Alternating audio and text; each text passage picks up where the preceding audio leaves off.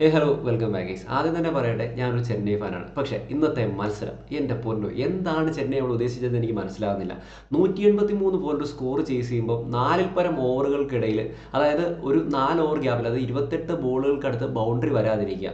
ആ ഒരു ബോളുകളിൽ 28 ബോളുകളിൽ ഒരു 6 ഫോറുകൾ സ്കോർ ചെയ്യാൻ സാധിച്ചിരുന്നെങ്കിൽ ചിലപ്പോൾ ഈ ഒരു സ്കോർ അവിടെ ചെന്നൈക്ക് ചേസ് ചെയ്യപ്പെടാൻ സാധിക്കുമായിരുന്നു. എനിക്ക് തോന്നുന്നു വിജയ് ശങ്കറിന് നിന്ന് 4 ലൈഫോ മറ്റാണ് കിട്ടിയത്. ഈ 4 ലൈഫും അവിടെ ഡൽഹി യൂസ് ചെയ്യാതിരുന്നതാണെന്നാണ് എനിക്ക് തോന്നുന്നത്. മലപ്പുറം വിക്കറ്റ് എടുക്കാതിരുന്നതാണ് തോന്നുന്നത്. കാരണം അമ്മാതിരി പ്രകടനമായിരുന്നു വിജയ് ശങ്കറിന്റെ ഭാഗത്ത്.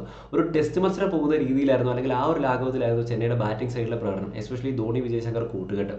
ബാറ്റിംഗ് സൈഡിലേക്ക് നോക്കിക്കഴിഞ്ഞാൽ ഡെവോൺ കോൺവേ, രുതുരാജ് ഗെയ്ക്വാദ്, അതോടൊപ്പം തന്നെ രജിൻ രവീന്ദ്ര, ഈ 3 പേരുടെ ഭാഗത്തു നിന്ന് ഒരു ലോങ് ഇന്നിങ്സ് വന്നില്ലെങ്കിൽ ചെന്നൈക്ക് സ്കോർ ചേസ് ചെയ്യാൻ, അതായത് ഏത് സ്കോറിലേക്ക് പോയാലും ചേസ് ചെയ്യപ്പെടാൻ സാധിക്കില്ല എന്ന് തെളിയിക്കുകയാണ് ഇന്നത്തെ പ്രകടനം.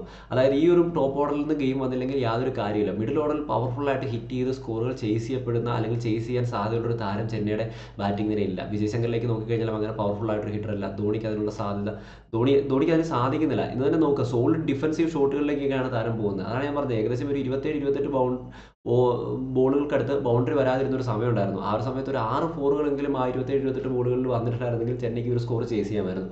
25 റൺസിൻ്റെ തോൽവിയാണ് ഡൽഹിക്കെതിരെ ഇന്ന് ചെന്നൈക്ക് ഏറ്റുവാങ്ങേണ്ടി വന്നിട്ടുള്ളത്. 15 വർഷങ്ങൾക്ക് ശേഷമാണ് ഡൽഹി ഒരു മത്സരം ചെപ്പോക്കിൽ ജയിക്കുന്നത്. അങ്ങനെ ചരിത്രങ്ങൾ തിരുത്തി കുറിക്കപ്പെടുകയാണ്. ആർ സി ബിയുടെ കാര്യം ഇതുപോലൊക്കെ തന്നെയായിരുന്നു. ആർ സി ബിയും ചെപ്പോക്കിൽ വന്ന് വർഷങ്ങൾക്ക് ശേഷം ജയിക്കുന്നു. സോ എന്തായാലും ജയങ്ങൾ ഇങ്ങനെ ടീമുകൾക്ക് കൊടുത്തുകൊണ്ടിരിക്കുന്ന ടീമായി മാറുകയാണ് ചെന്നൈ സൂപ്പർ കിങ്സ്. ഈ ഒരു രീതിയിലാണ് പ്രകടനം പോകുന്നതെങ്കിൽ ഒരിക്കലും ചെന്നൈ ഈ ഒരു സീസണിൽ പ്ലേ ഓഫ് കളിക്കാൻ പോകുന്നില്ല എന്നുള്ളതാണ് യാഥാർത്ഥ്യം. ബാറ്റിംഗ് സൈഡിലേക്ക് നോക്കിക്കഴിഞ്ഞാൽ രജിൻ രവീന്ദ്ര 6 ബോളിൽ 3 റൺ, ഡെവോൺ കോൺവേ 14 ബോളിൽ 13 റൺസ്, രുതുരാജ് ഗെയ്ക്വാദ് സെയിം മിസ്റ്റേക്കാണ് കഴിഞ്ഞ മത്സരത്തിലെ പോലെ തന്നെ. 4 ബോളിൽ 5 റൺസ്. വിജയ് ശങ്കർ 54 ബോളിൽ 69 റൺസ്, 127 സ്ട്രൈക്ക് റേറ്റ്. അവസാന സമയത്ത് ഒരു 6 ഒക്കെ അടിച്ചുകൊണ്ട് ആ സ്ട്രൈക്ക് റേറ്റ് അത് ഉയർന്നു. ദൂബെ 15 ബോളിൽ 18 റൺസ്, ജഡേജ 3 ബോളിൽ 2 റൺസ്, ധോണി 26 ബോളിൽ 30 റൺസ്. ശരിക്കും സ്ട്രഗിൾ ചെയ്യുന്ന താരങ്ങളെയായിരുന്നു നമുക്ക് ഈ ഒരു ചെന്നൈയുടെ ബാറ്റിംഗ് സൈഡിൽ കാണാൻ സാധിച്ചത്. അതോടൊപ്പം തന്നെ എടുത്തു പറയുന്നത് ക്യാപിറ്റൽ സൈഡിലെ നമ്മുടെ KL രാഹുലിന്റെ പെർഫോമൻസ്. വളരെ വൃത്തിയുള്ള പെർഫോമൻസ്, സ്കോർ മനോഹരമായിട്ടാണ് അദ്ദേഹം കൊണ്ടുപോയിട്ടുണ്ടായിരുന്നത്. അതോടൊപ്പം തന്നെ അഭിഷേക് കോറിന്റെ ഇന്നിങ്സ്, അക്ഷർ പട്ടേൽ അത്യാവശ്യം കുറച്ച് ബോളുകൾ കളിച്ചിട്ടുണ്ടെങ്കിലും അതേ ഒരു 150 സ്ട്രൈക്ക് റേറ്റിലാണ് ബാറ്റ് വീശത്. ക്രിസ്ത്യൻ സബ്സ് അവസാനം വന്ന് നല്ലൊരു ഷോ കാഴ്ചവെച്ചു. സോ എന്തായാലും ചെന്നൈക്ക് ഈ ഒരു സീസണിൽ ഈ പോക്കാണെങ്കിൽ പ്രതീക്ഷ വെക്കണ്ട എന്ന് തന്നെ നമുക്ക് ഉറപ്പിച്ച് പറയാൻ സാധിക്കും.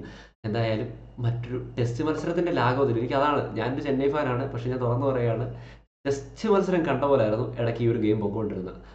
അപ്പോൾ നിങ്ങളുടെ അഭിപ്രായങ്ങൾ കമൻറ്റ് ചെയ്യുക. Bye bye guys.